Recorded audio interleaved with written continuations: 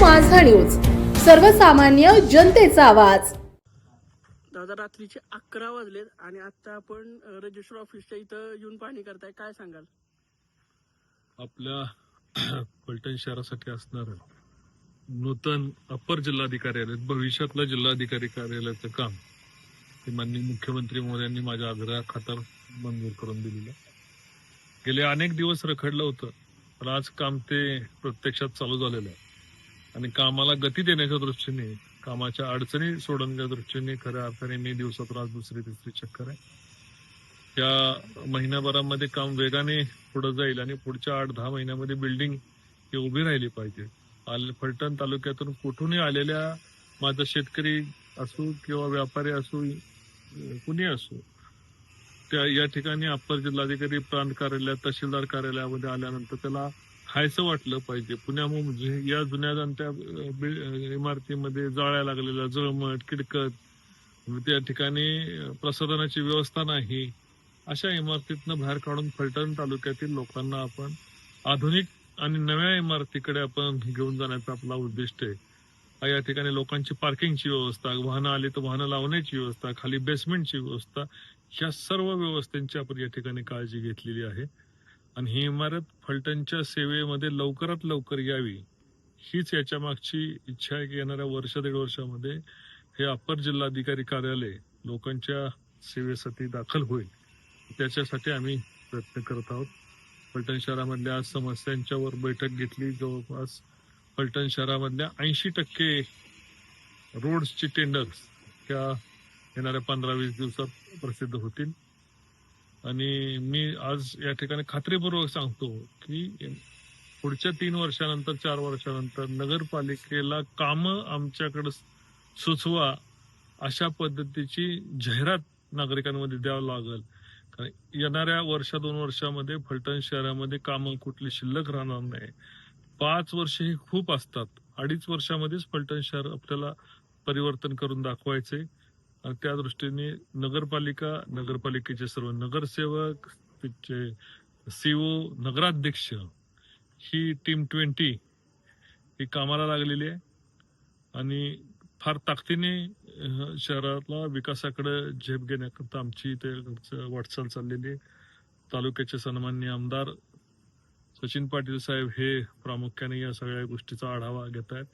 मुंबईवरून पाठपुरावा करतात आणि पैसे शहरासाठी आणण्यासाठी, अंडरग्राऊंड वायरिंगसाठी, शहरामधल्या विविध समस्या सोडवण्यासाठी, सातत्याने तालुक्याच्या समस्या सोडवण्यासाठी सचिन पाटील साहेब प्रयत्न करतायत. नगराध्यक्ष साहेब फलटणच्या विकासासाठी 24 तास काम करतायत आणि मला जो माझा वेळ मिळतोय ते तालुक्यातल्या ग्रामीण भागामधले रस्ते, शहरातले रस्ते, लोकांच्या समित्या आणि भविष्यात या शहरामध्ये अल्कलाईन वॉटर सारखं वॉटर 24 तास पाणी देण्याच्या दृष्टीने आम्ही विचार करत आहोत आणि लवकरच या सर्व गोष्टींमधून एक उभरतं फलटण, फिनिक्स पक्षाप्रमाणे फलटण उभं राहिलेलं दिसेल.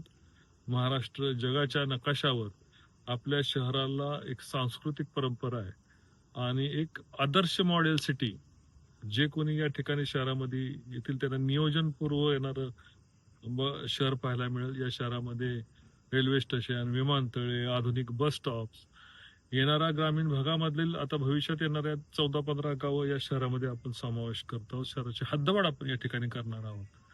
हद्दवाढ करून ग्रामीण भागामधल्या लोकांना सुद्धा नागरी सुविधा, पिण्याच्या सुविधा असतील, लाईटच्या सुविधा असतील, इलेक्ट्रिकल, आज तुम्ही पोल पाहिले असतील की अत्यंत चांगल्या क्वालिटीचे इलेक्ट्रिकल पोल या ठिकाणी शहरामध्ये बसत आहेत. गिरवी नाक्यावर स्वागतासाठी, भक्ताच्या स्वागतासाठी 20 फूट उंचीचा किंवा 14 फूट उंचीचे विठ्ठल हे स्वतः स्वागतासाठी उभा राहिलेले तुम्हाला दिसतील. छोट्या छोट्या गोष्टीची, छोटे छोटे गटर असतील, छोट्या रस्ते असतील, बोळं असतील, हे सुद्धा फलटण शहरामधून हे मागं राहणार नाही. विशेष करून मंगळवार पेठ मधील असतील, सोमवार पेठ मध्ये असतील, रस्त्यांच्या आणि बोळांच्या अवस्था, गोरगरीब नागरिकांच्या अवस्था या अत्यंत खराब आहेत.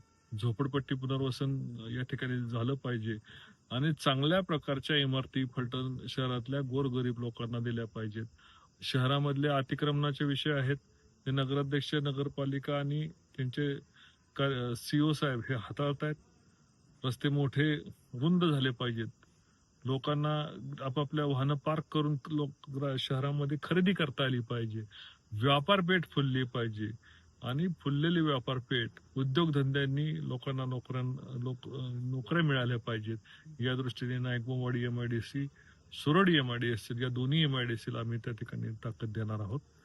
येणाऱ्या काही दिवसात तुम्हाला नायकबामवाडीमध्ये सुद्धा उद्योग हे चांगल्या प्रतीचे चांगले उद्योग या ठिकाणी आलेले दिसतील. मी या ठिकाणी आपल्या सर्व पत्रकार बंधूंना माझ्या आज खऱ्या अर्थाने एक चांगला दिवस आपल्या ठिकाणी माझ्या तुम्हाला आणि फलटण शहरातल्या फलटण तालुक्यातल्या नागरिकांना तुमच्या वतीने मी माझ्या शुभेच्छा देतो. जय हिंद, जय महाराष्ट्र.